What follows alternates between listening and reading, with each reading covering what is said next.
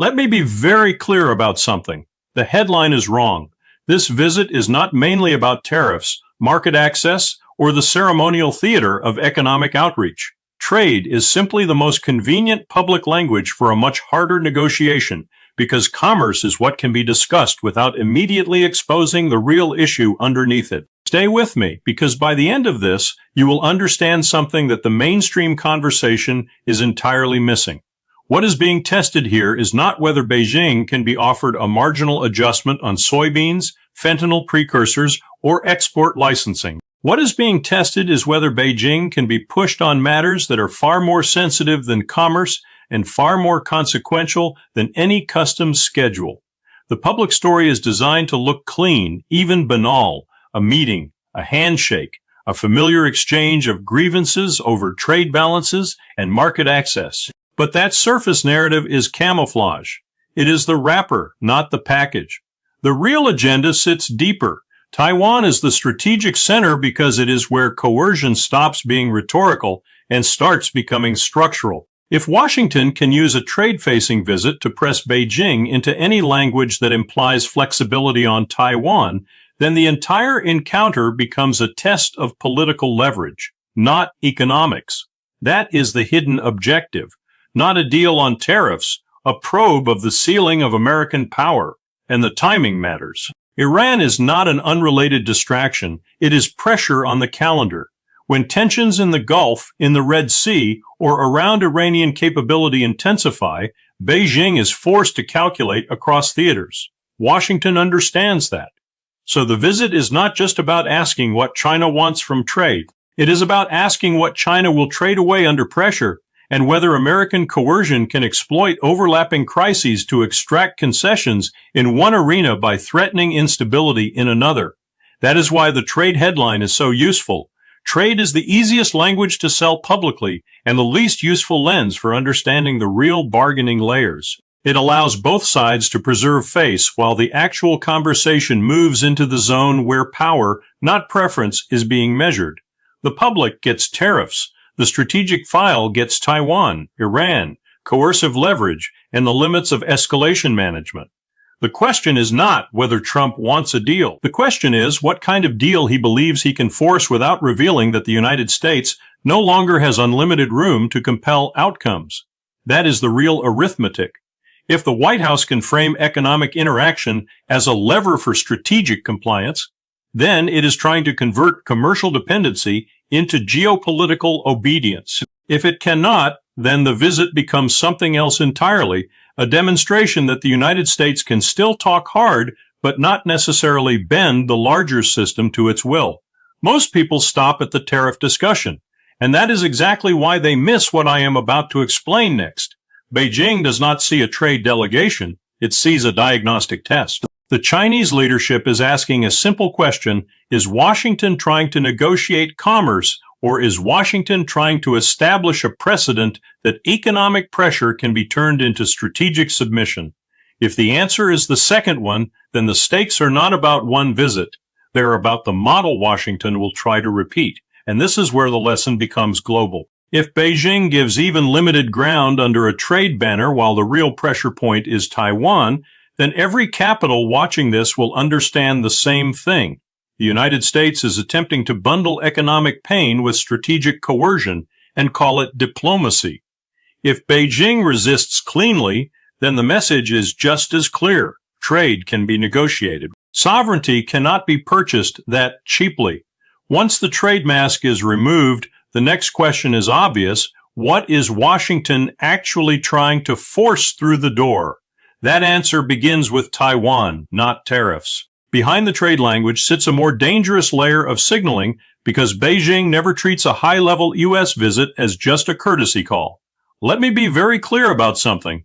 If Trump goes to China, the first thing Beijing will not see is a businessman looking for market access, and the second thing it will not see is a normal diplomatic exchange. What it will see is a test of pressure, a probe for weakness, and a search for the limit line beneath the public ceremony.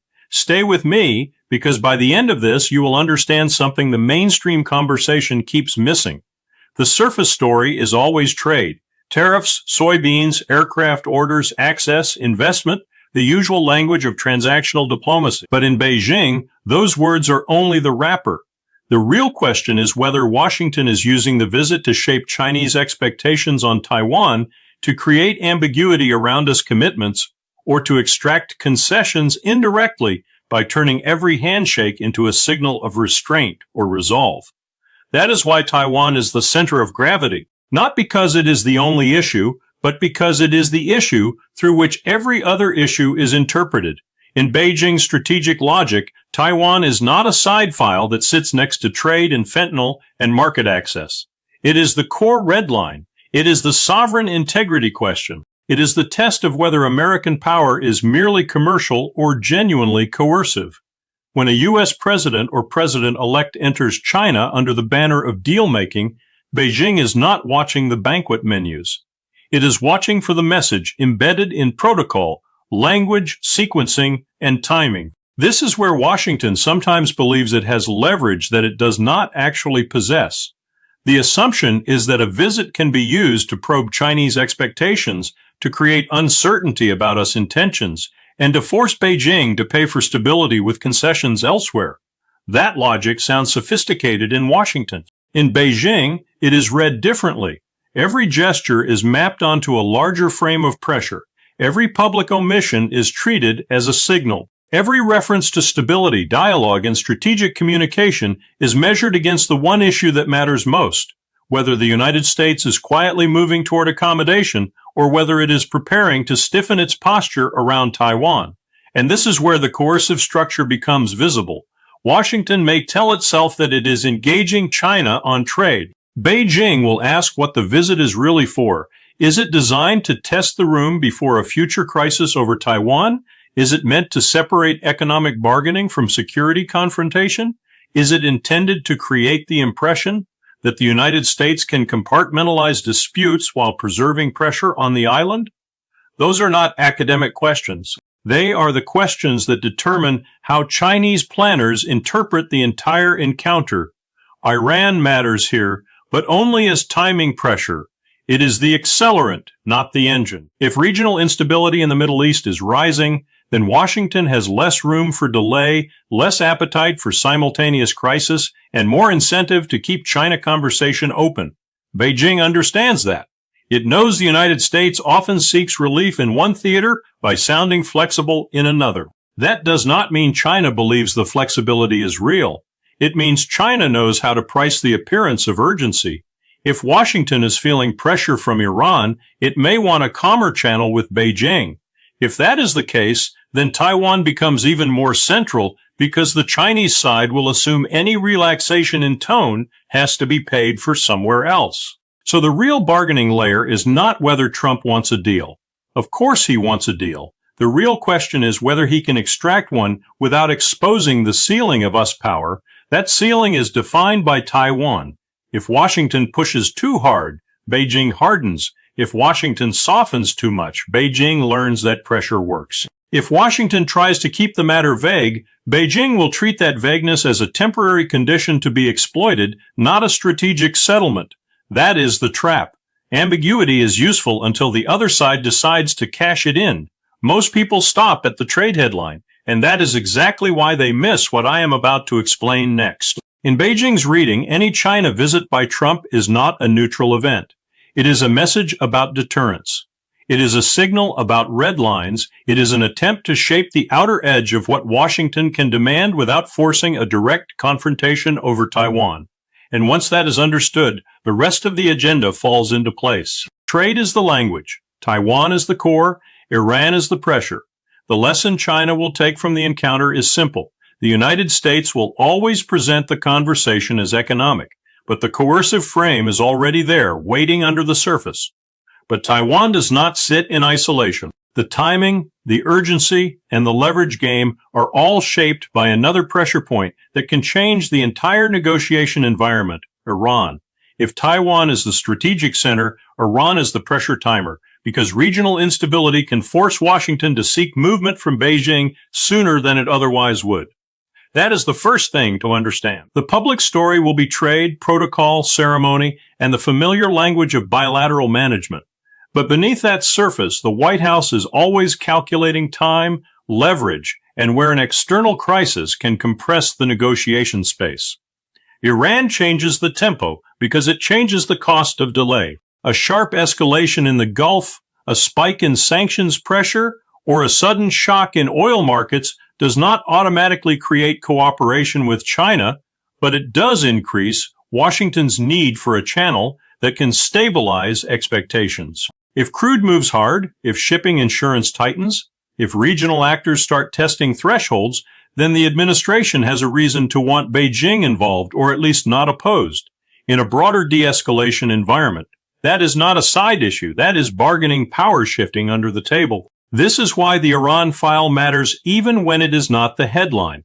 The White House may talk about tariffs, industrial access, or ceremonial symbolism, but the real calculation is whether a Middle East flare-up can be used to demand a more useful posture from Beijing, not a formal alliance, not a grand bargain, something narrower and more immediate, pressure on oil discipline, signals against escalation, quiet support for regional calm. Even the absence of active obstruction has value in Washington when the system is under stress. The key point is that Iran can become the clock. It forces the trip into a more compressed strategic frame. Without that pressure, Washington can afford to stage, manage, delay, and posture. With that pressure, the need for a China channel becomes harder to hide. That is when the administration's language about responsible management starts carrying a second meaning. It is no longer just diplomacy. It is a search for external relief. And this is where the real asymmetry appears. Trump can push hard on tariffs, technology, and symbolic toughness. But if the regional environment becomes unstable enough, then the United States is the side with the shorter fuse. That does not mean China gets everything it wants. It means Washington's coercive style runs into a structural limit. The more it tries to force outcomes, while also needing China to absorb shocks in the wider system, the more visible that limit becomes. The lesson for Beijing is straightforward. Iran is not the main topic, but it reveals the shape of the encounter. China sees that Washington does not just come to the table with demands, it comes with vulnerabilities that can be activated by events outside the room.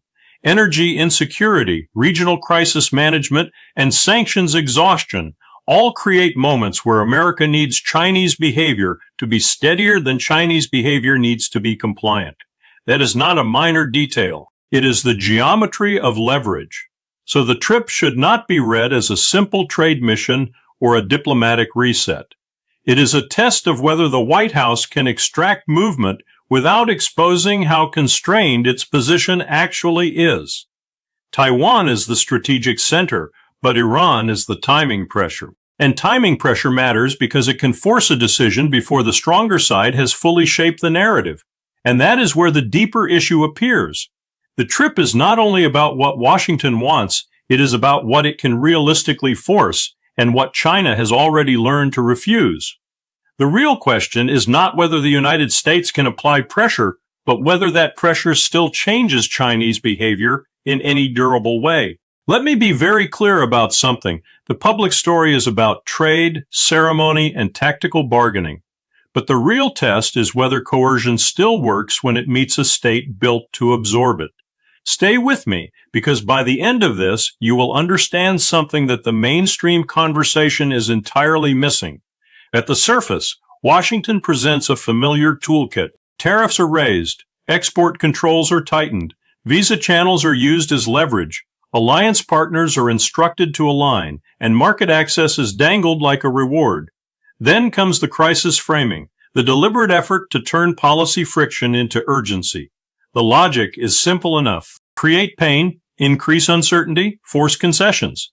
That method has worked often enough against weaker systems that it became mistaken for a universal law. But China is not a weak system, and it is not a fast-moving one. It has redundancy in supply chains, redundancy in industrial planning, redundancy in political patience. That matters. Tariffs can raise costs, but they do not automatically change strategic intent. Export controls can slow access to critical inputs, but they also accelerate substitution, parallel procurement, domestic investment, and third country workarounds. Diplomatic pressure can coordinate rhetoric, But rhetoric is not the same as alignment when interests diverge. Market access threats can alarm firms, but firms adjust to preserve exposure. The immediate effect is disruption. The deeper effect, over time, is adaptation. This is why the real question is not whether pressure lands. It lands. The question is whether it lands in a way that produces compliance rather than recalibration. That distinction is everything. Compliance means the target alters behavior in the direction the coercer wants. Recalibration means the target treats the pressure as a data point and reorganizes around it. In the Chinese case, the evidence of the last several years points far more toward recalibration. The mechanics are visible if you look closely. A tariff regime can be announced overnight, but its strategic yield erodes as firms reroute sourcing, move assembly to Vietnam, Mexico, Malaysia, or India, and reclassify value chains to reduce exposure. Export controls on advanced semiconductors and manufacturing equipment can block specific nodes. But China does not need every node to survive. It needs enough of them, plus time. Time is the key variable Washington never fully owns. Market access threats can discipline specific industries, but they also teach Beijing where dependence remains and where it must be reduced. The leverage point becomes a map for the other side's industrial policy. That is why Trump's visit matters, not because a single meeting will resolve the structure, but because it functions as a live test. Washington is not just asking for concessions. It is testing the ceiling of its own coercive power. It wants to know whether tariffs still compel, whether export controls still deter, whether allied alignment still creates isolation, whether the promise of access can still purchase restraint. In other words, the visit is not merely diplomacy. It is an assay of American leverage under conditions where the target no longer behaves like a dependent economy. And the hidden layer is Taiwan.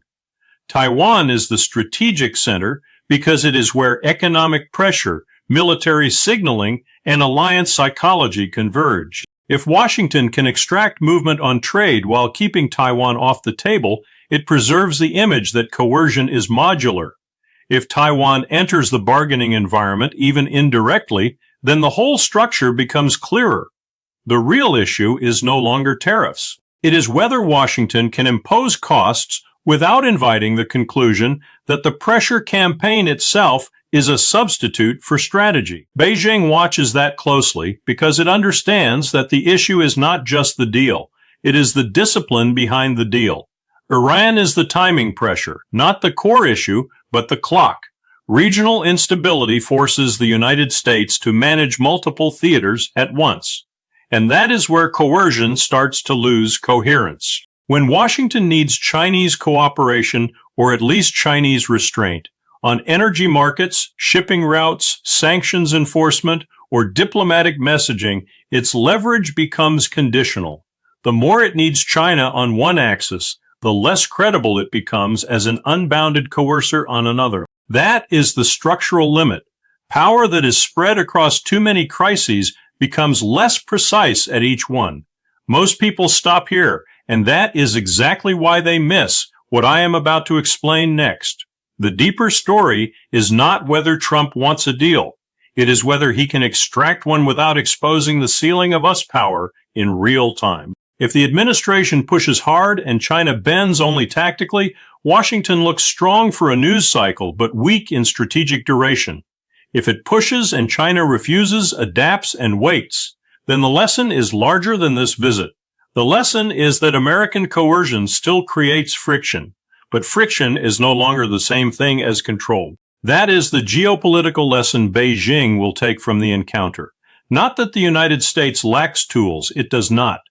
But tools have limits when the target has reserves, alternatives, and a long horizon.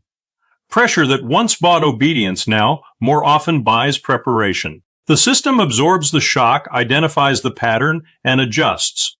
If the pressure campaign cannot guarantee compliance, then the next layer of the story is the response on the other side, how Beijing reads the opening, the bluff, and the ceiling of American reach. If that reading is accurate, then the encounter does more than shape the deal in front of us.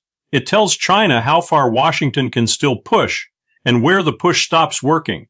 When Washington leans on Beijing, Beijing does not only ask what is being demanded, it asks what the demand reveals about the demander.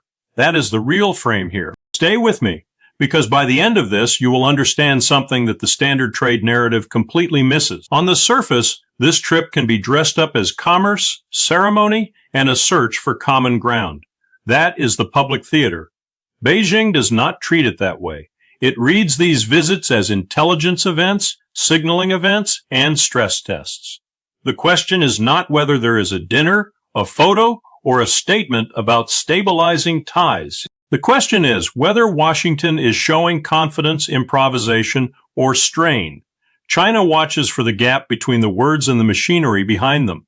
That gap matters because Chinese statecraft is built around a hard distinction. Rhetoric is cheap. Capability is expensive. A threat in a speech means nothing unless it is backed by a willingness to absorb pain, sustain costs, and keep doing so after the cameras move on. Beijing knows this. It looks for cracks between public pressure and private endurance. It looks for whether the United States is asking for concessions while revealing its own limits in real time. And once that limit is visible, China stops seeing a negotiation. It starts seeing a diagnostic moment. This is why one meeting does not matter as much as the pattern around it. Beijing will not fixate on one offer or one exchange. It will read the entire visit as evidence about Washington's broader strategic confidence. Is the United States operating from strength, or is it trying to borrow strength through theater? Is it coordinating pressure across multiple fronts, or is it overextending itself while pretending the sequence is under control? China does not need to guess. It watches the surrounding crises. Taiwan is the center of gravity, always. Every other issue is judged against that baseline. If Washington arrives in Beijing with trade demands in one hand and coercive language in the other, the Chinese leadership does not see a commercial dispute. It sees a test of whether the United States believes its own deterrent posture in the Western Pacific. Taiwan is where American resolve becomes measurable. If Washington is serious there, Beijing expects discipline, sequencing, and cost tolerance. If Washington is careless there, Beijing infers something much larger, a power that wants to appear firm without paying the full strategic price. Iran is the timing pressure. It is not separate from the larger picture. It is a second theater that forces the United States to reveal how much bandwidth it really has. If Washington is trying to manage Iran, reassure partners, pressure China, and preserve freedom of maneuver in East Asia all at once, Beijing sees the strain immediately. Great powers do not hide overload well. They stagger it. They leak it. They reveal it through contradictions in priorities. China studies those contradictions the way an engineer studies stress fractures. The game continues.